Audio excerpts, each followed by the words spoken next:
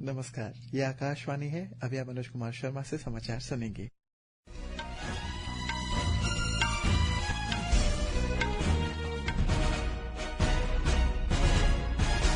पहले मुख्य समाचार। कृषि मंत्री शिवराज सिंह चौहान ने किसानों को सशक्त और सूचना समृद्ध बनाने के उद्देश्य से भारत विस्तार नामक डिजिटल पहल का किया शुभारंभ। प्रधानमंत्री नरेंद्र मोदी ने विश्वास व्यक्त किया है कि फ्रांस के राष्ट्रपति इमानुएल मैक्रों के साथ मुलाकात से द्विपक्षीय संबंधों का और वास्तविक प्रगति को मजबूती मिलेगी। मुख्यमंत्री पेमा खांडू ने अरुणाचल प्रदेश के तवांग के प्रीमियम जैविक स्वदेशी लाल चावल रक्ता राइस का किया शुभारंभ। उप मुख्यमंत्री चाउना मेन ने अरुणाचल प्रदेश के शी योमी जिले की मेचुका में 40 बिस्तरों वाले सामुदायिक स्वास्थ्य केंद्र का किया उद्घाटन। अपर सियांग जिले में डॉक्टर यासुम लेतिन ने अरुणाचल प्रदेश और पूर्वोत्तर भारत से पहली महिला कार्डियक एनेस्थीसिया सुपर स्पेशलिस्ट बनकर रचा इतिहास। और बांग्लादेश नेशनलिस्ट पार्टी के अध्यक्ष तारिक रहमान आज ढाका में बांग्लादेश के प्रधानमंत्री के रूप में लेंगे शपथ। लोकसभा अध्यक्ष ओम बिरला शपथ ग्रहण समारोह में होंगे शामिल। अब समाचार विस्तार से। केंद्रीय कृषि और किसान कल्याण मंत्री शिवराज सिंह चौहान ने आज जयपुर से किसान के लिए डिजिटल सहयोगी भारत विस्तार का शुभारंभ किया। इस पहल का उद्देश्य किसानों को स्मार्ट, सशक्त और सूचना समृद्ध बनाना है। इस प्लेटफॉर्म के माध्यम से किसान अपने मोबाइल फोन से एक ही कॉल में सभी आवश्यक जानकारी प्राप्त कर सकेंगे। इस अवसर पर केंद्रीय कृषि मंत्री ने इस कृषि क्षेत्र में डिजिटल क्रांति की दिशा में एक ऐतिहासिक कदम बताया। उन्होंने कहा कि इस पहल से किसानों को फसल आधारित वैज्ञानिक सलाह, मंडी मूल्य और मौसम संबंधी जानकारी आसानी से प्राप्त होगी। श्री सिंह ने कहा है कि सरकार का लक्ष्य फसलों का उत्पादन को बढ़ावा देना है। हमारा लक्ष्य है उत्पादन बढ़ाना।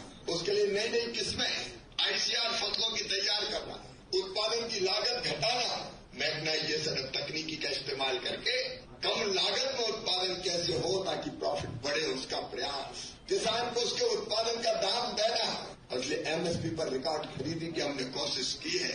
मौसम की मार अगर फसल को बर्बाद कर दे तो नुकसान की भरपाई प्रधानमंत्री फसल बीमा योजना जैसी योजनाओं के माध्यम से करते। प्रधानमंत्री नरेंद्र मोदी आज मुंबई में फ्रांस के राष्ट्रपति इमानुएल मैक्रों से मुलाकात करेंगे।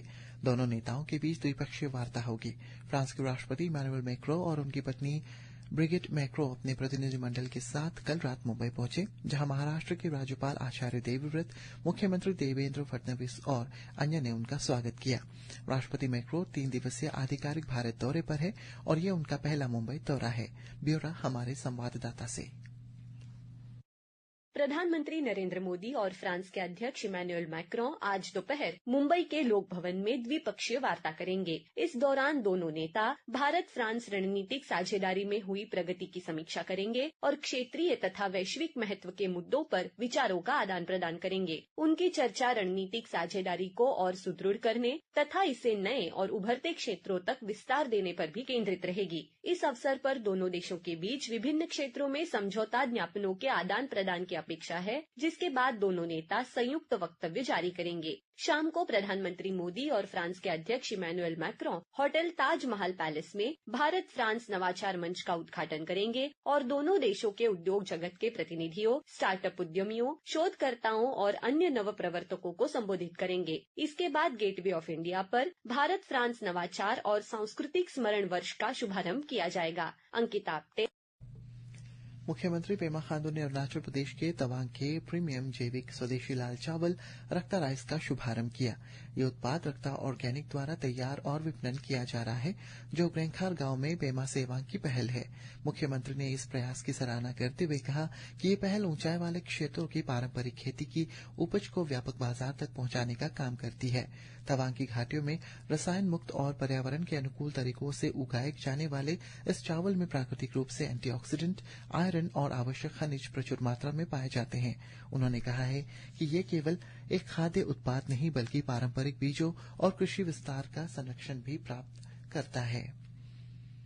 अरुणाचल प्रदेश के उप मुख्यमंत्री चाउना मेन ने राज्य के आरडब्ल्यूडी मंत्री बी सोना की उपस्थिति में शी योमी जिले के मेचुका में 40 बिस्तरों वाले सामुदायिक स्वास्थ्य केंद्र का उद्घाटन किया। श्री सोना ने सोशल मीडिया पोस्ट में कहा है कि ये बहुप्रतीक्षित सुविधा क्षेत्र के लोगों के लिए स्वास्थ्य सेवाओं की पहुंच को काफी मजबूत करेगी।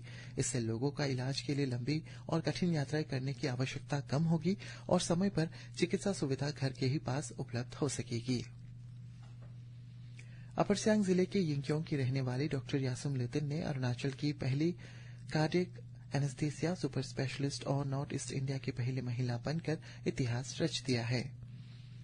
नई दिल्ली में इंडिया एआई इम्पैक्ट समिट का आज दूसरा दिन है और आज समावेशी और परिवर्तनकारी विकास के लिए आर्टिफिशियल इंटेलिजेंस के उपयोग पर केंद्रित पैनल चर्चा आयोजित की जाएंगी। हमारे संवाददाता ने बताया है कि इस सम्मेलन का उद्देश्य भारत को एआई और नवाचार के वैश्विक केंद्र के रूप में स्थापित करना है। भारत एआई इम्पैक्ट समिट 2026 का उद्देश्य वैश्विक सहयोग को मजबूत करना, जिम्मेदार और नैतिक एआई को बढ़ावा देना और अर्थव्यवस्था के प्रमुख क्षेत्रों में एआई के उपयोग को तेज करना है। यह 5 दिवसीय सम्मेलन भारत को एआई नवाचार और उपयोग के वैश्विक केंद्र के रूप में स्थापित करने में महत्वपूर्ण भूमिका निभाएगा। यह एक डिजिटल और तकनीकी रूप से सशक्त भारत के विजन के अनुरूप है। सम्मेलन के दूसरे दिन आज स्वास्थ्य, ऊर्जा, शिक्षा, कृषि, महिला सशक्तिकरण और दिव्यांगजन सुलभता जैसे क्षेत्रों में एआई पर आधारित नॉलेज कंपेंडियम जारी की जाएंगी। सम्मेलन में कई उच्च स्तरीय पैनल चर्चाएं भी आयोजित की जा रही हैं। प्रिया मंडल के साथ अंकित कुमार। प्रधानमंत्री नरेंद्र मोदी ने कहा है कि इंडिया एआई इम्पैक्ट एक्सपो विचार, नवाचार और इरादों का एक सशक्त समागम है। सोशल मीडिया पोस्ट में श्री मोदी ने कहा है कि ये एक्सपो वैश्विक हित के लिए आर्टिफिशियल इंटेलिजेंस के भविष्य को आकार देने में भारतीय प्रतिभा का असाधारण क्षमता को प्रदर्शित कर रहा है। प्रधानमंत्री ने कल नई दिल्ली में भारत मंडपम में इंडिया एआई इम्पैक्ट एक्सपो का उद्घाटन किया था। सूचना और प्रसारण मंत्री अश्विनी वैष्णव ने कहा है कि एआई 5वीं औद्योगिक क्रांति है। नई दिल्ली में आयोजित इंडिया एआई इम्पैक्ट समिट के दूसरे दिन मीडिया से बातचीत में उन्होंने कहा है कि यह शिखर सम्मेलन जनसंख्या से जुड़ी बड़ी समस्याओं के समाधान के लिए एक मंच प्रदान कर रहा है और युवाओं में एक नई ऊर्जा देख सकती है। श्री वैष्णव ने कहा है कि इस शिखर सम्मेलन के बाद अगले 2 वर्षों में $200 अरब से अधिक के निवेश होने की आशा है। बांग्लादेश के ढाका में आज बीएनपी अध्यक्ष तारिक रहमान प्रधानमंत्री पद की शपथ लेंगे। इस शपथ ग्रहण समारोह में भारत की ओर से लोकसभा अध्यक्ष ओम बिरला और विदेश सचिव विक्रम मिस्री शामिल होंगे। ब्यौरा हमारे संवाददाता से। पूर्व प्रधानमंत्री खालिदा जिया के पुत्र और बांग्लादेश नेशनलिस्ट पार्टी के अध्यक्ष तारिक रहमान के नेतृत्व में नई सरकार 13वें संसदीय चुनाव में 297 में से 209 सीटों की बड़ी जीत के बाद शपथ लेने जा रही है। राष्ट्रपति मोहम्मद शहाबुद्दीन दोपहर में जातीय संसद भवन के साउथ प्लाजा में प्रधानमंत्री और उनके प्रतिनिधि मंडल को पद की शपथ दिलाएंगे। लंबे समय से चली आ रही परंपरा को तोड़ते हुए शपथ ग्रहण समारोह राष्ट्रपति के आधिकारिक निवास बंग भवन की बजाय संसद परिसर में होगा। नवल सिंह परमार। अमेरिका दक्षिण चीन सागर में चीन की आक्रामक गतिविधियों को रोकने के लिए फिलीपींस में अतिरिक्त अत्याधुनिक मिसाइल प्रणाली तैनात करने की योजना बना रहा है। मनीला में वार्षिक वार्ता के दौरान अमेरिका और फिलीपींस के अधिकारियों ने विवादित समुद्री क्षेत्र में चीन की अवैध, आक्रामक और भ्रामक गतिविधियों की निंदा की। और अंत में मुख्य समाचार एक बार फिर। कृषि मंत्री शिवराज सिंह चौहान ने किसानों को सशक्त और सूचना समृद्ध बनाने के लिए उद्देश्य से भारत विस्तार नामक डिजिटल पहल का किया शुभारंभ। प्रधानमंत्री नरेंद्र मोदी ने विश्वास व्यक्त किया है कि फ्रांस के राष्ट्रपति इमैनुअल मैक्रों के साथ मुलाकात से द्विपक्षीय संबंध और वैश्विक प्रगति को मिलेगी मजबूती। मुख्यमंत्री पेमा खांडू ने अरुणाचल प्रदेश के तवांग के प्रीमियम जैविक स्वदेशी लाल चावल रक्ता राइस का किया शुभारंभ। उप मुख्यमंत्री चौना मैन ने अरुणाचल प्रदेश के शी ओमी जिले के मेचुका में 40 बिस्तरों वाले सामुदायिक स्वास्थ्य केंद्र का किया उद्घाटन। अपर सियांग जिले के डॉक्टर यासुम लितिन ने अरुणाचल प्रदेश और पूर्वोत्तर भारत से पहली महिला कार्डियक एनेस्थीसिया सुपर स्पेशलिस्ट बनकर रचा इतिहास।